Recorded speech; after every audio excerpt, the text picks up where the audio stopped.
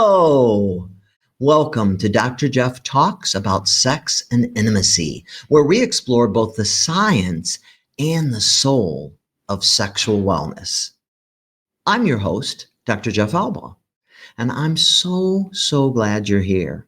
Today, you're joining us for episode 46, Unlocking Intimacy and Fertility, Keys to Transforming Sexual Wellness. Whether you're watching live or listening to the recording later, thank you. I truly appreciate every single one of you. Your engagement, your curiosity, and your willingness to learn are what makes this podcast possible, and that's why we're here. We are connected across so many platforms. Find us on Facebook, on YouTube, on X, on LinkedIn, and also on Kick. If you're joining us on X and want to submit a question, hop over to YouTube, to LinkedIn, Facebook, any of those different sites, StreamYard, so you can post your question for us there. Also, if you are a Facebook person, please follow us, because the more followers we have, the more we can do on Facebook. Literally, the more people that follow us, the more things we can do. So we so appreciate every single one of our followers, and please follow us if you're a Facebook person. Visit the website. The website has every past episode. Wow. And we've got 40 some odd episodes on there now. You can go to the calendar, find out all the incredible guests that are coming next week, the week after, all the way through February. We've got stuff in there. So you can see what's happening on Dr. Jeff Talks About Sex and Intimacy on that website. You can watch previous episodes. You can pull up whatever you want to do. And I think you'll find that website very helpful.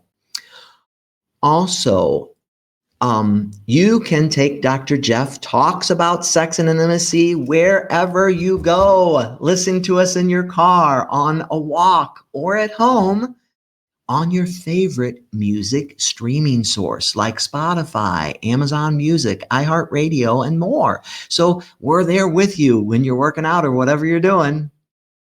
As always, I'd like to take this moment to remind and welcome each of you that all are welcome here. Whatever your sexual orientation, your gender identity, or your relationship style, this space is for everyone. Welcome. The mission of this podcast is so simple. It is to empower and enlighten you with the evidence-based information that you need that will improve your sexual health, hopefully deepen your loving relationships so that you can live your one miraculous, wholehearted life with more love. That's our goal.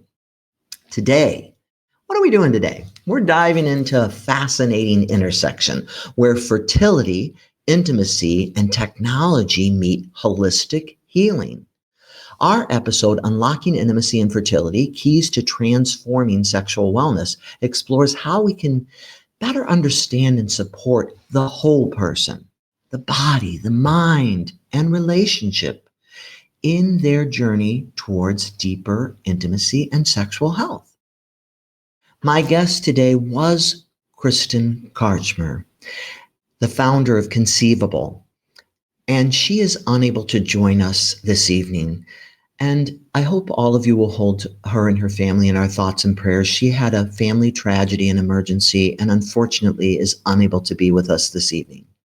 But this is why I do the podcast, because I know the most amazing people out there, experts, and things line up so crazily, but this person is the perfect person to do this podcast. And I called them up on a whim, and they are going to be with us here tonight. So I am so excited to welcome my friend and colleague who stepped in at the last minute, Dr. Sandi Tenfelde.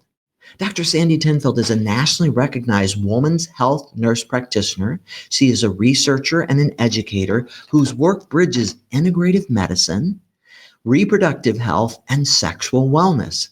With more than 2 decades of clinical experience, and she literally worked in clinic with me when we both worked at North Shore, which is now called Endeavor, together in the sexual health clinic. And she is so known for her holistic, evidence-based approach to helping women navigate complex reproductive and pelvic health concerns. And actually, she helped men too in my clinic, and and was awesome. Dr. Tenfelde is an associate professor and director of women's health nurse practitioner, and they've changed the name the Women's Health and Gender Related program at Loyola University Chicago, opening it up even wider to that. And there she trains the next generation of clinicians in comprehensive women's health. How cool. Her research focuses on pelvic floor dysfunction, sexual pain, and the impact of trauma on reproductive health. So, and also she works with innovative mind-body interventions, including mindfulness, integrative therapies, and stress reduction strategies to improve overall sexual well-being.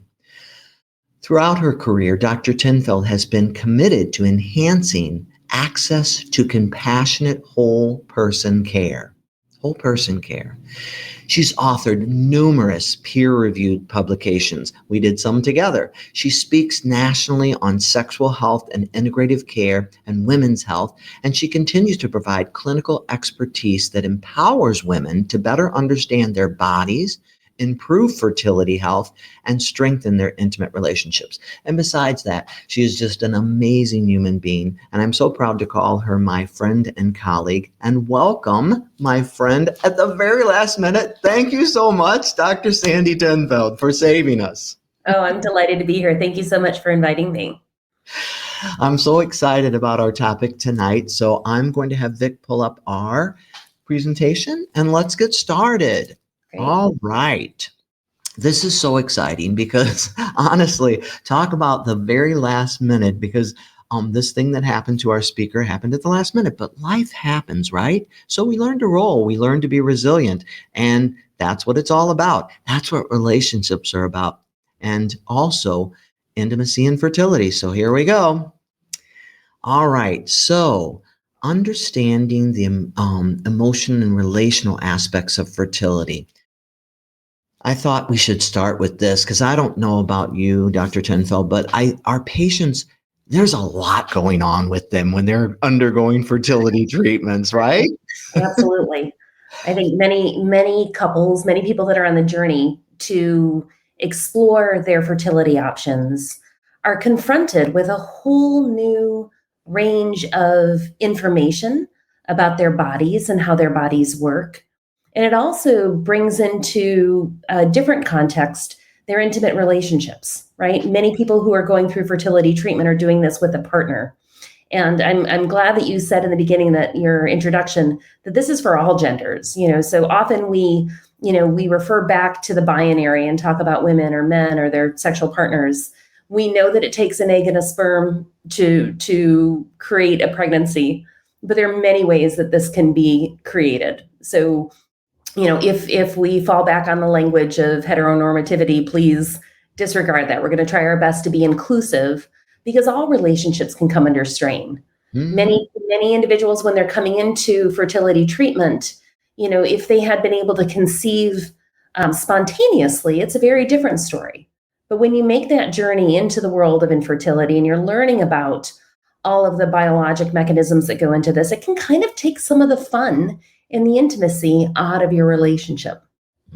For sure. And as we say here, it can cause that emotional strain. It's stressful because you're looking at timing things and, doing different things. And then if we don't do things the old-fashioned way with penetrative sex intercourse, or we can't do them that way because we have a female-female or male-female or insemination or whatever the situation is, now we have to deal with how are we going to get that sperm and that egg together, which is the goal of the fertility, right? And that can be challenging and super stressful. And then you add in often that one of the persons is on hormone treatments to get all that going in the right direction.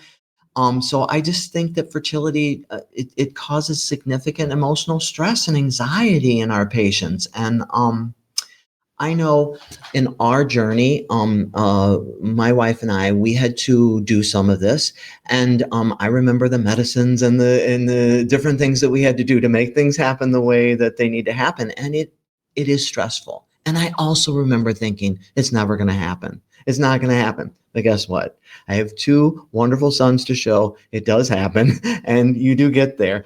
But when you're in the middle of it, it feels like maybe it's never going to happen for sure. And often one of the partners or both of the partners can feel broken, right? That there's some type of deficiency in their ability to conceive. And that can put an additional performative stress on their relationship, and looking at the ways that they can be intimate with one another when they may be harboring some feelings of guilt or inadequacy.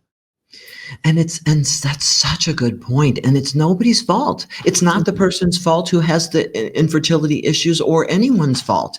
No one wants these things to be the way that they are. So I think it's really important to, like always, take that shame and blame out of there. But often we feel unworthy and defined by that. I'm broken. I'm not whole. Everyone, and then you look around, you're like, everybody else has kids. Everybody else is Right. is prolific. What's wrong with me? And But there's so much shame that many people have in terms of their baggage in relation to their body and their ability to function however we define normally, um, and shame around sex. So when you compound it with health issues or fertility struggles, it can just make a very complex situation even that more challenging for a relationship. Yeah, and we're not used to communicating about sex, right? I always say our vocabulary is yes, yes, or oh, they're not sentences. Right. So it's difficult when there's challenges with the communication and the connectedness, when it's like, oh gosh, we have to deal with all these logistical things or medicines or whatever we have to deal with. That too, we feel like this is not the way it's supposed to be. But how is it supposed to be? Because it's the way it is. And Every journey is different.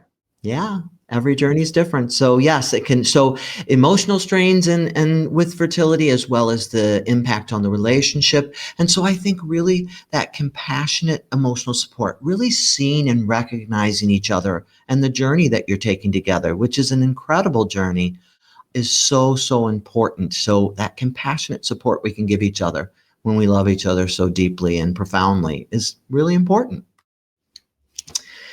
So fertility also impacts, when we think about that emotional impact and the struggles that occur with the stress, the uncertainty, what's going to happen, what are we doing? And I have to go in the office and this has to be done. And I think that can be really challenging, and that can also affect desire. When you have to time things sometimes too, it's like, wow, you may not have time for the desire just to necessarily be there, but Take some of the spontaneity and the creativity away from our connection, and at the heart of why you're joined together and why you're coming together, and hopefully that intimacy is the bedrock and the foundation of your connection. But often, there are many more ways to be intimate than just putting a penis inside the vagina, right? So that may be one piece of this puzzle in order to get the sperm where it needs to go. But at the same time, we want to acknowledge that the stress that happens can be disruptive to a relationship. And often you put a happy face on and you're like, oh, this is exciting. But people that are going through this journey often know that it's a lot of hard work, and it's a lot of strain and emotional stress and financial stress and relationship stress. So acknowledging that these struggles can cause the stress that can perpetuate, undesired outcomes in a relationship is really important for us to be able to at least to name that. And I think it goes back to something that you talk about a lot, Dr. Jeff, is, the communication, right? And that idea of really being close with your intimate partner and being able to have those conversations about what you're experiencing, both emotionally and physically. Mm-hmm. Definitely. And you're not alone. So many people struggle with infertility. You're not alone. I think that's really important to remember too. So don't think that everything's perfect for everybody else, but not for us. It's not uncommon. So really, it's quite common, and plenty of folks. About 8.5% of married women ages 15 to 49 are infertile. That's a lot of folks. About 26% of women that say in that same no prior birth group report difficulty getting pregnant or carrying a pregnancy to term. So a lot of people struggle with fertility. A lot of people struggle with pregnancy. You are definitely not alone. So please realize that. That's important to know. I think we're finding more and more resources out there. Patients are being more proactive as they recognize when they start thinking about when and if they decide that they want a parent and considering their fertility options. So I've seen, patients in my practice come back and we have these conversations early and often, whether or not they're planning on having a pregnancy right now or they're thinking about it 5 or 10 years from now. We discuss ways to help keep your body healthy and when we might need to intervene if a spontaneous pregnancy hasn't occurred. But I think that, many people will hope and wish that this would happen spontaneously when they're ready. We live in an environment where people are postponing their fertility and they're planning it, more clearly because they want it to coincide with their career, when they're going to be done with school, or, when they are financially ready. And often, our bodies don't respond quite that way that our clocks may think that we do. So I think that can set us up for some disappointment. But having a clinician that you can talk to openly about your family planning ideas, and advocating for yourself and having the health promotion pieces in place to optimize your health before you try to become pregnant. And if you do run into challenges with fertility, knowing what your options are and what the resources are, both in terms of your emotional and your physical support, is really important. And two, when you think about how often it occurs, you think that's like 1 out of 10 people struggle with it. And then two, you think, well, is it more people with penises, people with uteruses, whatever you want to say, male, women, whatever you want to call it? It's pretty equal. Both have difficulty. So you're not alone. And there's lots of people out there. And we're going to talk a little bit about some holistic approaches and just a little bit of logistical things and things that might help you on your journey. But certainly nothing substitutes having a really good fertility specialist to work with. And there's wonderful people all around the country. So that's very important. So we were talking about communication, as you said, and so encouraging really that honest, open dialogue and building that trust. This is such an important thing, and it builds that deeper understanding between partners. It's such a challenging thing, but it can also be something that can pull you closer together and make you stronger when you come out the other side of it. It may not feel like it when you're in the middle of it sometimes, but when you come out the other side, but that communication is really going to be key. Talking about your feelings, talking about your frustrations, really important. Yeah, many people can feel pretty isolated. Any type of health problem that you're encountering can be very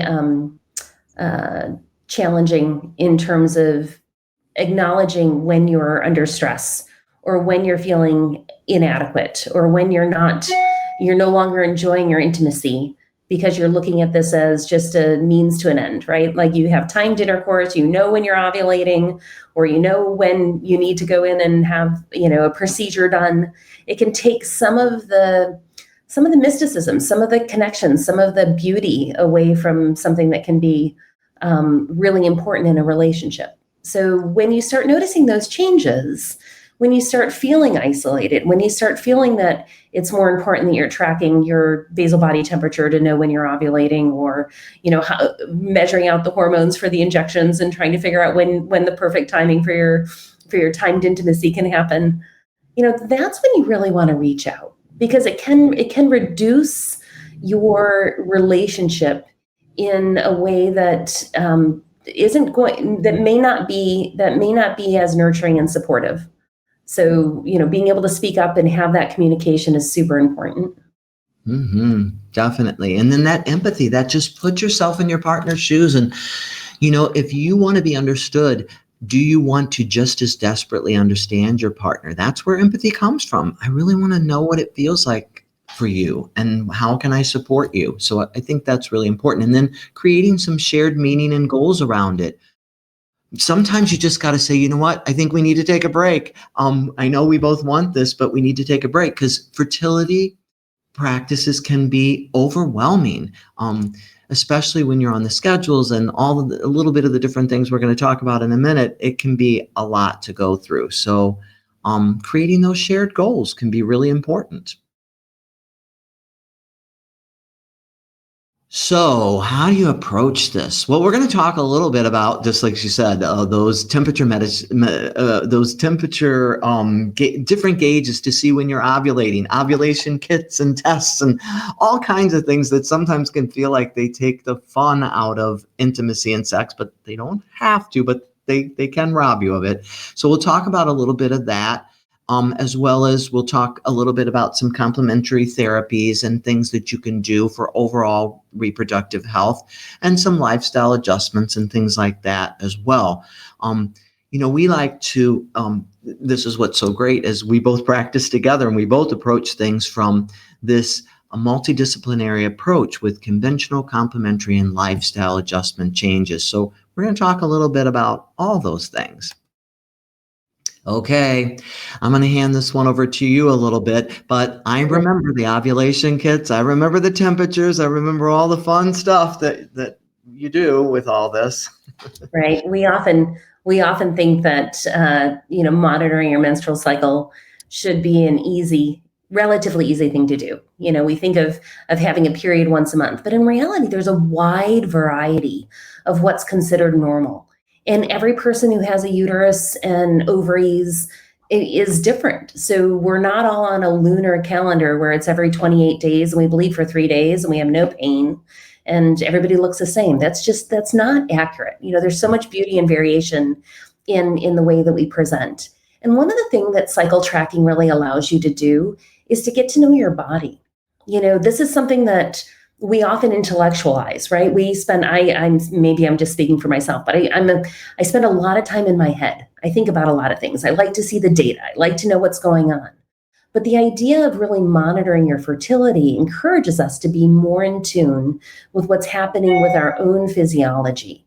So every woman is a little bit different. Keeping track of your period is one good measure for us to know how often you're cycling and with what regularity.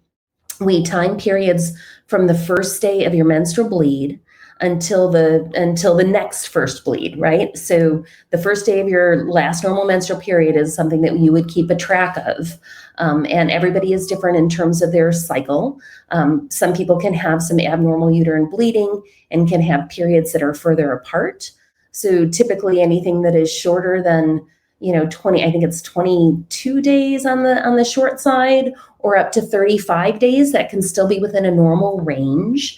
The amount of bleeding that you have may vary from from person to person. I say patient because I'm a nurse practitioner, but from person to person. The regular menstrual cycle will allow you to know if the hormones are working in your body. Every month, blood builds up inside your uterus and waits for a baby to come. And when there's no baby, you have a menstrual cycle. You have a bleed. It doesn't allow us always to know if you're ovulating. Ovulating is the job of the ovary. There are hormones from our hypothalamus that send messages to our anterior pituitary to release the hormones from our ovaries. So it's this big cascade of hormones that need to be working in synchronous to be able to allow for ovulation and allow for menstruation. And it's hard to know where the breakdown happens. So you might be having regular bleeds, but you may not be ovulating regularly. So there are additional steps that you can take. There are some ovulation kits that you can buy over the counter. We talked a little bit about basal body temperature that you can take in terms of knowing when you are, and I'm not going to go into detail here. You can find this, you can find resources on this as well.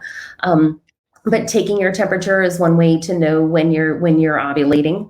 And there are fertility kits that know with ovulation as well. So often I'll see patients that come in and they have done some of this troubleshooting on their own. The definitions of infertility, most couples will spontaneously conceive within 1 year of trying to get pregnant. Okay, so if you're not using contraception and you're putting the penis inside the vagina and they're ejaculating, most patients and couples will conceive within 1 year. Under the age of 35, within 1 year is typically what we look for. So people may want to track their fertility and figure out how often they're menstruating and when their most fertile windows are. After the age of 35, if you have been trying for 6 months and haven't been able to get pregnant, then that is something that we would intervene on sooner. We wouldn't make you wait a whole year after the age of 35 because we know that the rates of fertility do start to decline with age. Yeah, and that's so important. And I do remember, like with the temperature thing, you have it right next to your bed because you're not supposed to move. You lay in bed, you put it in your mouth, and you take that temperature every day, and you monitor and you watch it for trying to figure out when you're going to ovulate. The ovulation kits too, if you're wondering, you urinate. There's different things that you do with the different kits, and it tells you when you're ovulating a little bit more. So all these are tools that help you know a little bit about ovulation and when it might be occurring. So whether you're using insemination because you're not partnered with a penis and vagina, however that is, whatever is going on with that, whether you're inseminating, whether you're having sex, you're timing it with that ovulation a little bit. And that's where it can get a little stressful because it's like, hey, noon today, this is the time, this is the play. Come home, let's get sexy.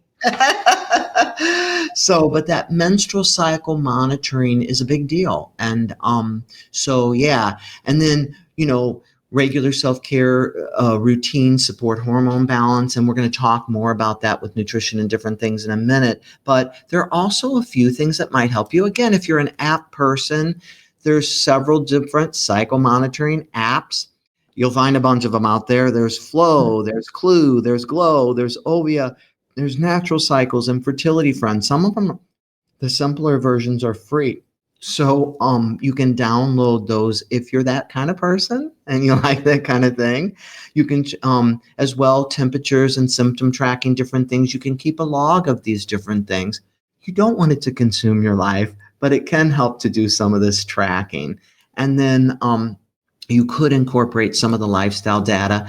Each of these things are just a little different, but for example, so you can kind of look at these different programs, but like Flow is sometimes recommended as an overall choice. It's downloaded quite frequently, and it offers personalized experiences for tracking cycles, ovulation, and pregnancy mode. Clue is it offers a free basic version and a paid conceive mode for fertility insights. There's Glow, which has a free version and a premium subscription. It offers related apps and things. Several different ones. Avia, Natural Cycles, Fertility Friend. It was highly rated, especially on the iPhone. But again, you got to figure out what's right for you, and working with a fertility expert as well. It can be a lot, but we just wanted to give you some of the technology that might help you with this as well. Absolutely. And it's really easy to get overwhelmed. Okay. So as somebody who loves data and loves to understand what's happening with my body, I can understand when there are challenges or when you're not conceiving as quickly as you would like to, or if you've been trying for years, as we've mentioned, making sure you've got a good support system, having those conversations not only with your partner, but also with your healthcare professional, because they will be able to sit down and say, okay, here's some preliminary things that you can try on your own. Optimizing your health and your wellness is going to be better for you in the long run, regardless of if you're able to conceive or not. There is no magic wand that says you need to be a certain BMI or, meditate every day until you are reaching nirvana and then magically you're going to conceive. These are suggestions to be healthy.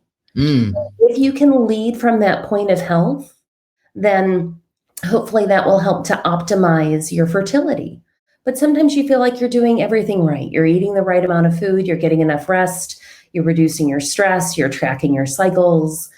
You can still experience stress. And sometimes that stress we somaticize stress. We can take this internally into our bodies through no fault of our own. We think we're doing everything right. You are doing everything right. But at the same time, it can be really challenging to know what needs to happen. And that's where having a good support system and recognizing when you need some intervention or when you need some medical therapy or when you can work to reduce. And there's actually some really good data out there looking at ways to, when you're dealing with a stressful health situation like infertility treatment can be, reducing your stress through complementary and alternative therapies. I know we're going to talk about this in a minute, but reducing your stress can help improve your fertility outcomes.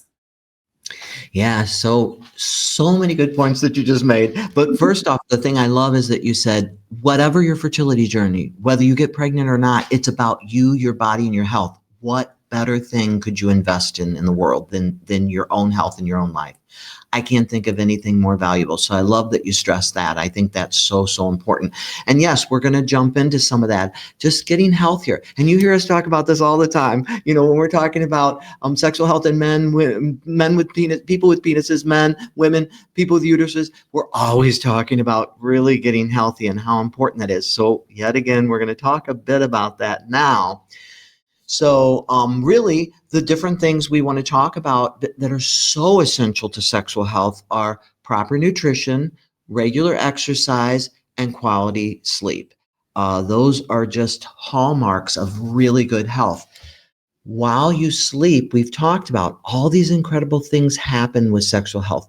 In men and women both, testosterone builds while you sleep, and that is one of the important hormones when it comes to sexual function.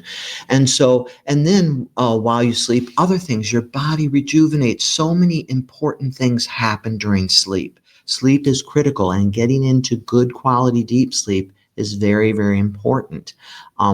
We've talked many times about that diet, a really good diet, that heart healthy, overall healthy diet that's lower in fat, lower in cholesterol, but you do need some fats with pregnancy, and you do need some of these things, the good ones. So we'll talk more about that. And then low carb, but at the same time, you do need some of these things. So we will talk a little bit more about that. And especially I'd like to hear from Dr. Tenfelde, because I know they're like, don't get too thin, don't go too crazy with the dieting when you're trying to get pregnant.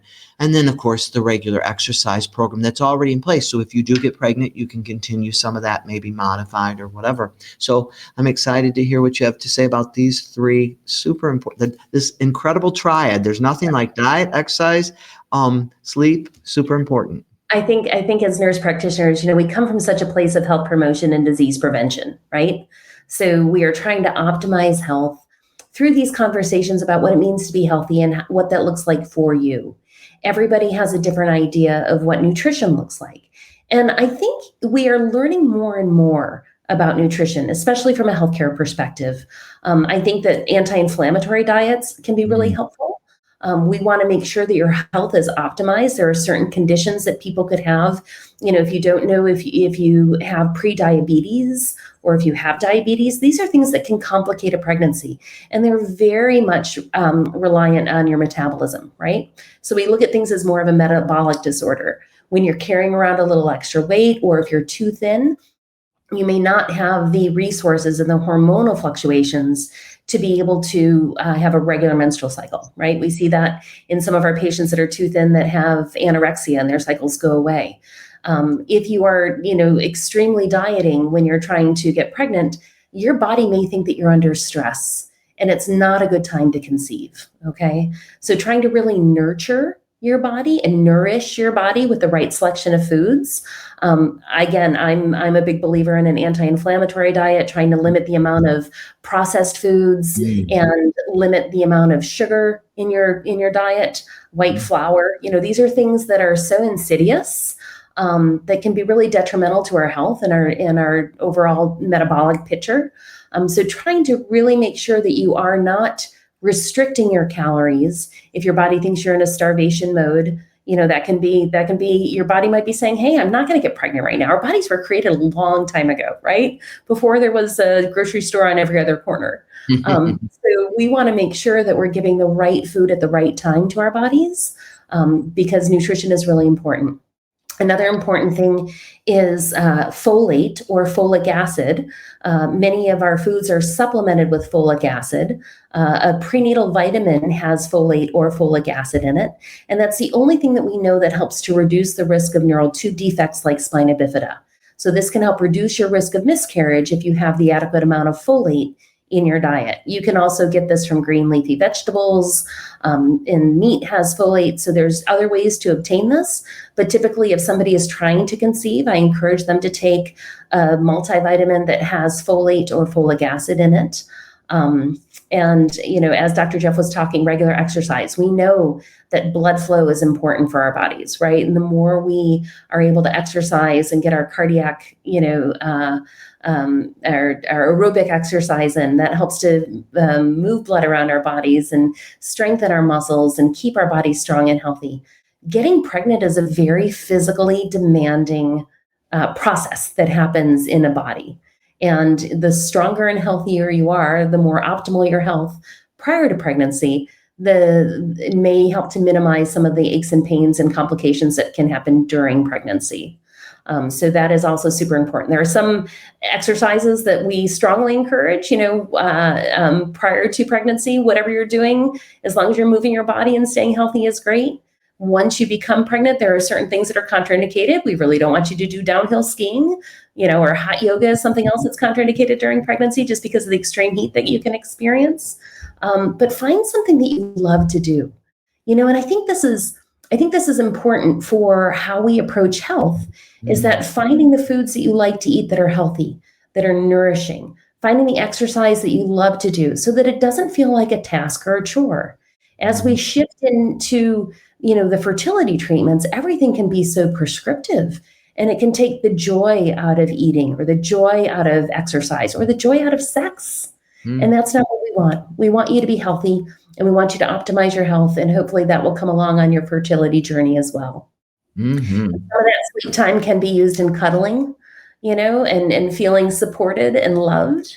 It doesn't necessarily, I sleep better when I'm spooning my husband, but that's just me.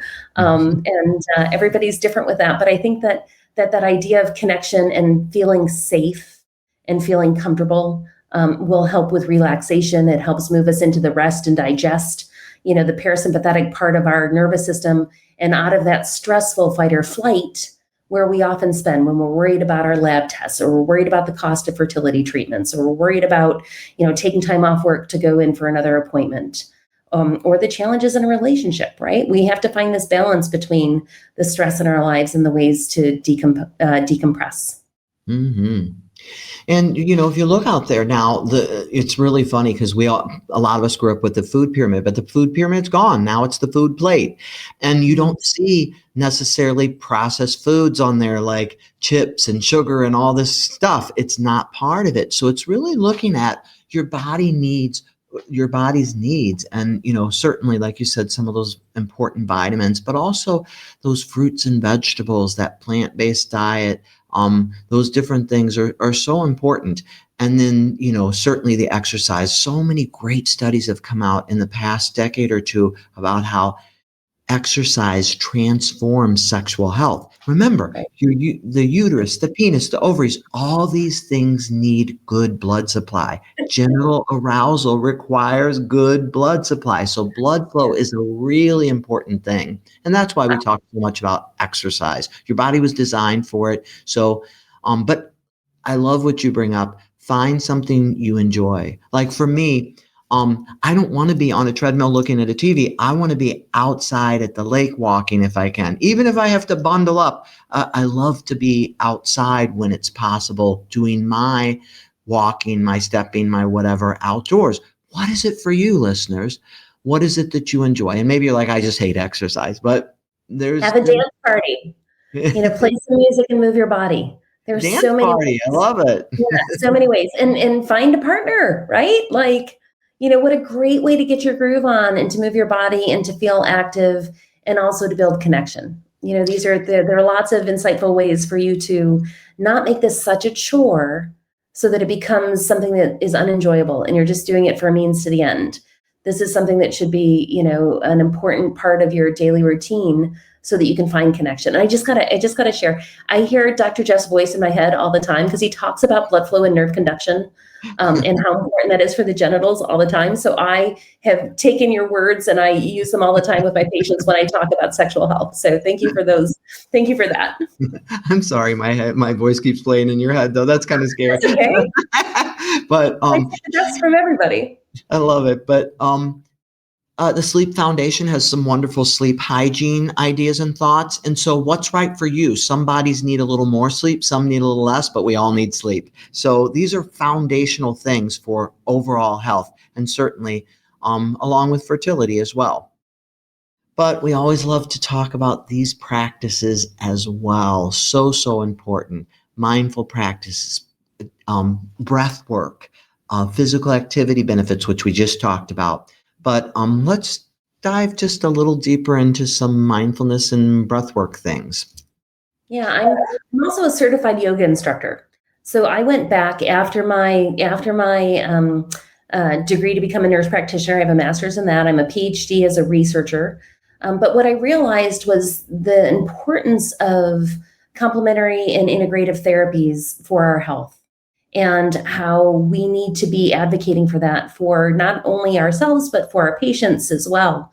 And being able to talk about that mind, body, and spiritual connection that practices can help us achieve through mindfulness, through yoga, through meditation, through breath work. These are things that should be incorporated into our approach with Western medicine. There's some really good data out there that looks at stress reduction for people that are going through difficult treatments, whether it's infertility or cancer treatments. There's a whole science that looks at the mind-body connection through psychoneuroimmunology. And it is more than just, this is a good thing to do, but there's actually some strong data behind it on how this can be helpful along your journey. You see those PhDs behind both of our names? We are huge proponents of science. Trust me.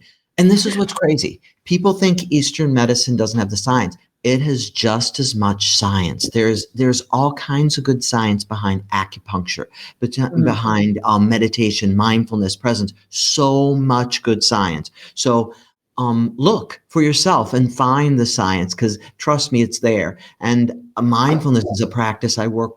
Honestly, there's not a patient who walks through my clinic that we don't talk about being mindful during sex, being present, and focusing on the sex rather than letting the anxiety creep in or the judgment. A lot of us are like, we think it's the Olympics. We're standing on the side giving scores and stuff.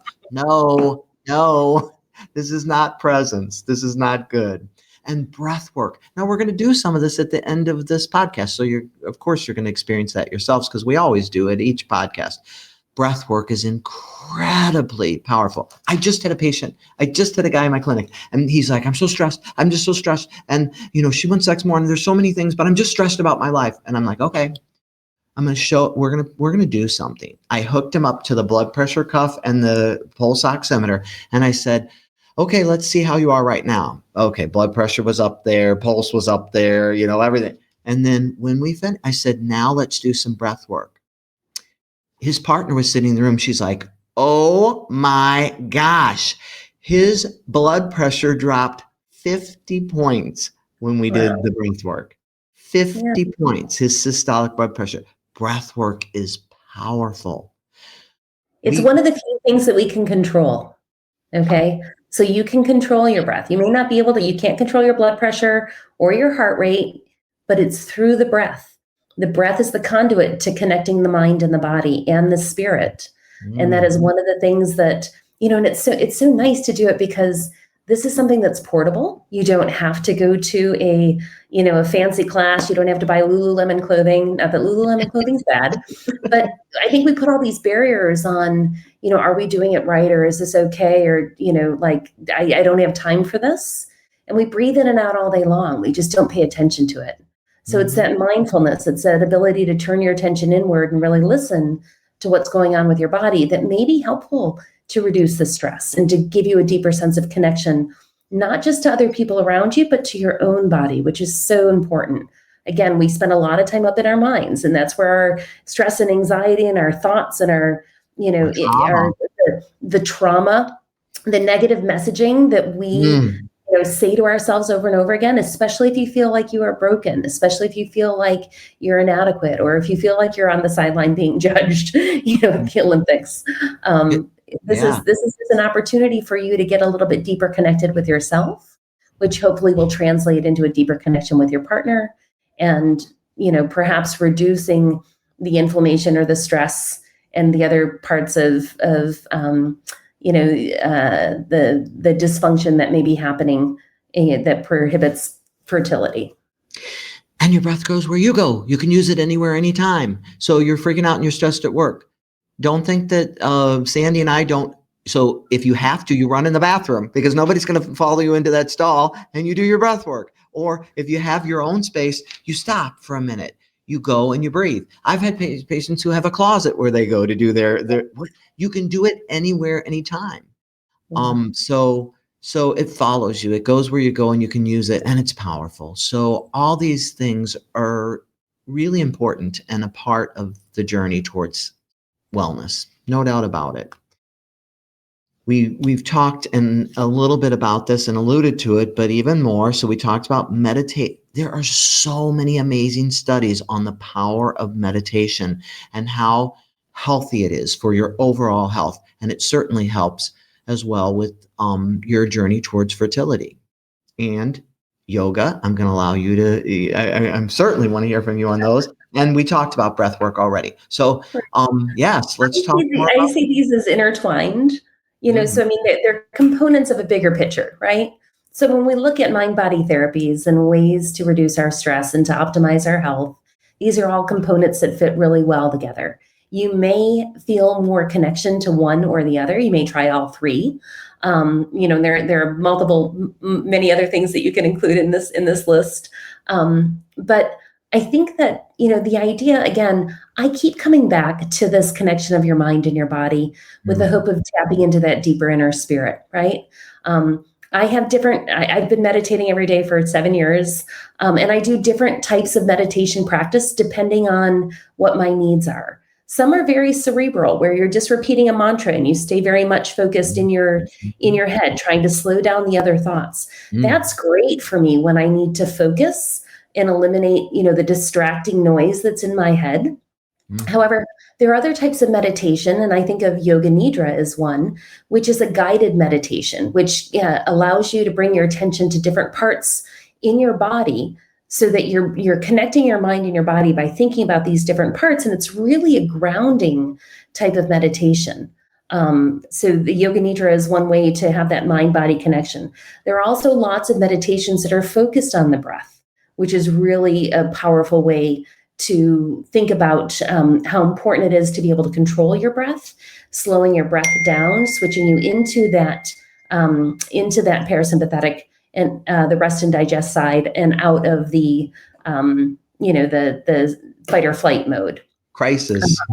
Yeah, absolutely. And I practice yoga, and I've done pelvic floor research related to yoga and how we can help reduce inflammation in our body. So I've looked at, pelvic floor through the lens of incontinence when you leak urine, but the pelvic floor benefits from having a mind-body practice allow you to understand what's happening. I know we've got to talk a little bit more about, a tight pelvis versus a more relaxed pelvis, and how that can be helpful or inhibitive for healthy sex. But I think it's just an opportunity for you to get to know your body as a compassionate observer of what your body is capable of, and allowing your body to relax and stretch and breathe, regardless of if it's through yoga or Tai Chi or swimming or walking. There are so many different ways to have this connection.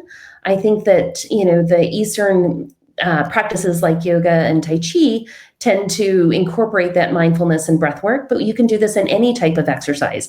I know that when I would get into a long run, it was very meditative for me, right? Definitely.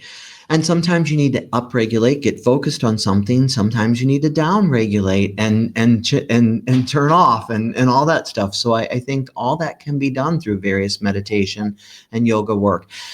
I hope you'll come back maybe and do some of that maybe with our listeners, since I know you do a lot of that. That would be so awesome. So I'm going to bring that down.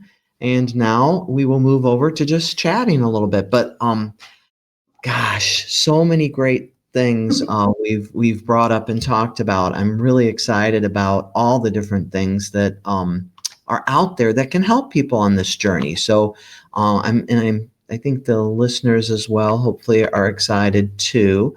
I'm going to bring over some of those questions that have come up, and so I'm going to start with this first question. It seems like our fertility challenge has affected desire, as we talked about a little bit in our presentation. What are some of the most helpful integrative strategies you recommend to support us both? Yeah. So, I mean, that's a great question. So it kind of gets to the heart of the matter, right? Often when we're on the fertility journey, it takes away some of the spontaneity. It takes away some of the connection. I think about the work that we do in sexual health where, there's so much pressure on being performative. How hard does the erection get? How many times are you having sex? Are we timing this appropriately? And that can take away some of the, that intimacy, which should be the foundation, the bedrock of your relationship. So how can we encourage that? Often I think about rebuilding the intimacy. So I think about the exercises that we have people do in order to build their communication skills, where sex and putting the penis inside the vagina or ejaculating is not the goal of that intimacy. Having opportunities to, give massage to one another. So there's a practice that we encourage where it can't culminate in taking your clothes off and rolling around. That's not the purpose of it. The purpose of it is to allow, to get and give pleasure and be able to communicate what that feels like. Hopefully that will help to build that intimacy, that communication, that connection, so that when you do move into the, okay, now is a good time for us to have sex because I'm ovulating, or the hormones are working, or it's Tuesday and this is our date night, then that makes that intimacy feel less like a chore or a thing to do that you've got to cross off the list. So, often we say, start with a foot massage. You give your partner a foot massage, and it's not about, genital stimulation or erogenous zones. It's more about like having them communicate what feels good, what doesn't feel good. Do you want more pressure? Do you want less pressure? Is this, pleasurable to you? Is it painful? What do we need to do? But if you can start developing that language in something as innocuous as a foot massage, then you can take that language with you into more intimate settings. And you get and give. You get and give a foot massage. Like you get your foot massage first, and then you time it, and then you switch, and the other partner is the one that gives the foot massage. Yeah, I love Rosemary Bassan's model of sexual, which begins with emotional engagement. And so again, it's just reinforcing that emotional engagement, becoming engaged with each other. And we do something else we teach people called simmering, and you can simmer together where it's just touching, cuddling. You talked about earlier, spooning, cuddling, and also don't make it that it has to lead to anything in particular. It may just be a wonderful, fabulous cuddle, and that's enough. What does it need to be today? And just let it be that. But I think all those things, that simmering, the kissing, the touching, the hugging, the physical touch, the different things can all be. And then the thoughts that come, the simmering sexual thoughts, that can help with desire too. So many things can help. But that was a great question. We appreciate that very much. My next question here was, you've done extensive work on pelvic floor health. Can you explain how pelvic floor dysfunction can impact fertility, pain, and arousal? And what steps can we do to begin healing? Yeah, thank you for that. I think, we don't talk about our pelvic floor until something goes wrong. Okay. So until you start having pain, or until you start leaking, or until you start having problems with constipation, all of these things can impact our pelvic floor. And when we talk about health of our bodies, that's an important part of our bodies as well. So the understanding, what is your baseline? What are your, pain points? If you're not having pain, if you're not leaking urine, what Wonderful. That's great news. But for many of us that struggle with other issues, these are things that are treatable. And so by having a really good clinician that asks the right questions that you feel comfortable sharing information with, we've got pelvic floor physical therapists. We have yoga that's focused on pelvic floor.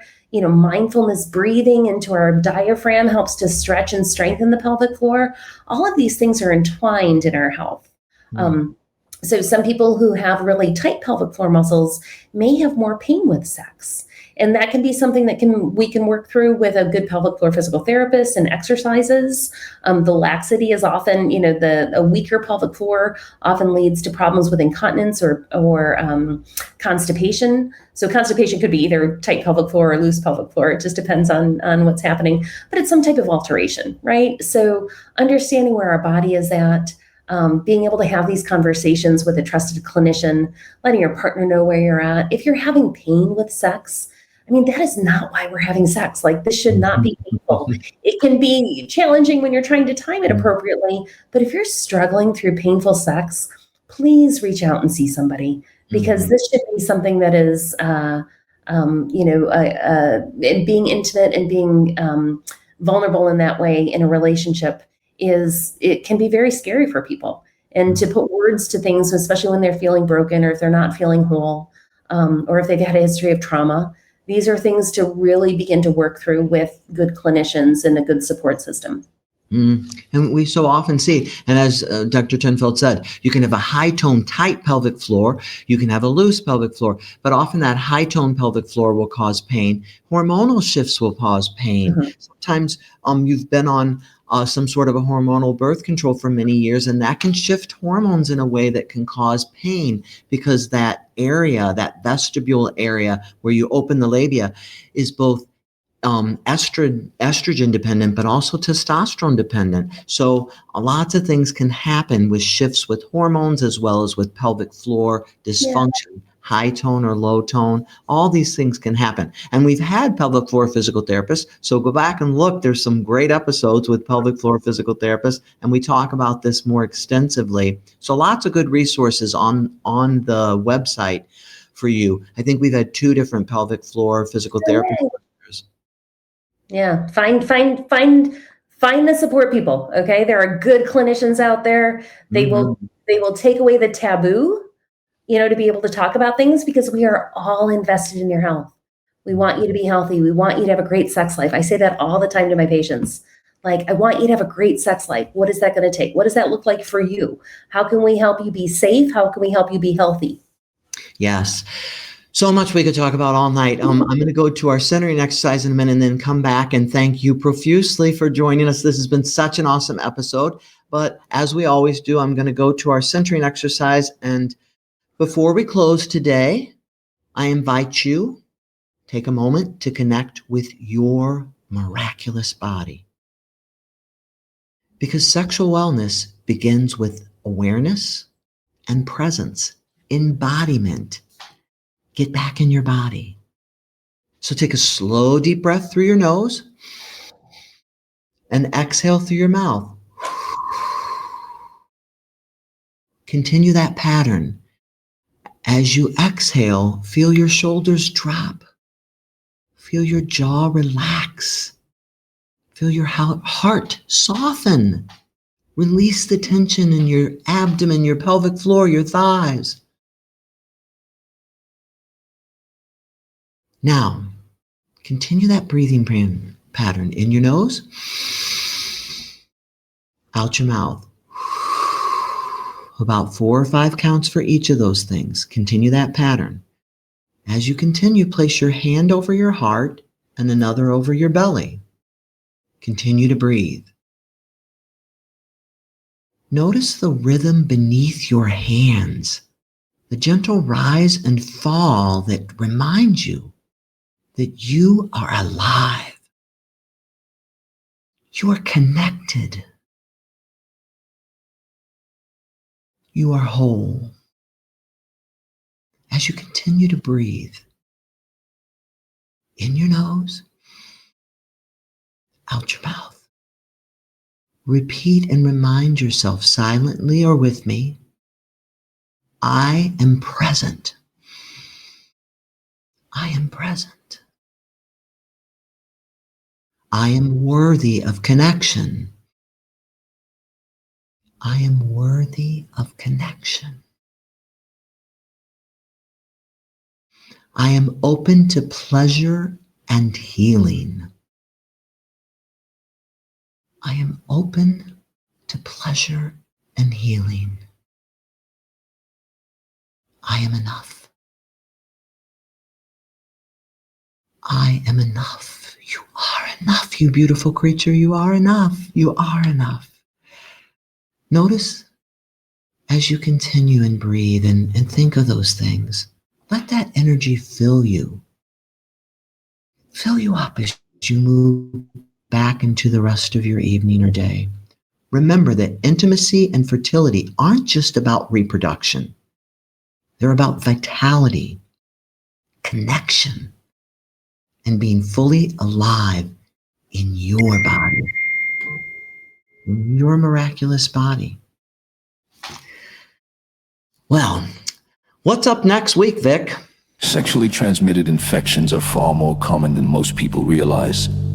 They affect people of all ages and backgrounds. In this episode, Dr. Jeff is joined by women's health expert Amy Ho, NP. They discuss the latest facts on STI prevention, testing, and treatment. Together they bust common myths. They also explain why stigma can be more dangerous than the infections themselves. Amy and Dr. Jeff share practical, judgment-free tips to help keep you and your partner safe. Whether you're dating, in a long-term relationship, or simply staying informed, this conversation will empower you. Join us on November 25th at 7 p.m. Central Time to learn more. Vic, he puts our Amy in my head. Amy Hull, Dr. Amy Hull, and myself. He's amazing with what he does with all these behind the scene things. But that was crazy, Vic. Very nice. I like that voice too. That was very interesting. It's going to be such a good episode though, and such an important episode on sexually transmitted infections. But for now, I would just like to really thank my incredible guest, Dr. Sandi Tenfelde, my friend and my guest, and she's so awesome. And you just were perfect for this episode. So thank you so much for participating. Anything you'd like to say as we close out our podcast to our listeners? No, I'm honored to be here. I think that it's great what you do, and I just want to applaud that. And for the listeners that are out there, please find somebody who's going to listen to you. Find a clinician who's knowledgeable and non-judgmental and compassionate and can work with you to help optimize your health. We are out here, and you may have to find, you may have to try a couple of different people until you really connect. But I think having that support as you go through your health journey is really important. So I just wish you all the best on this journey through fertility and intimacy. I couldn't agree more.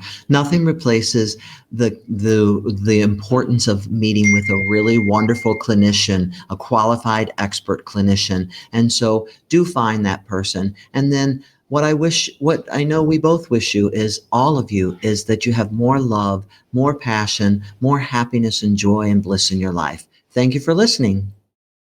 Dr. Jeff talks about sex and intimacy, breaking down the science, setting your spirit free with stories, wisdom, laughter, and care.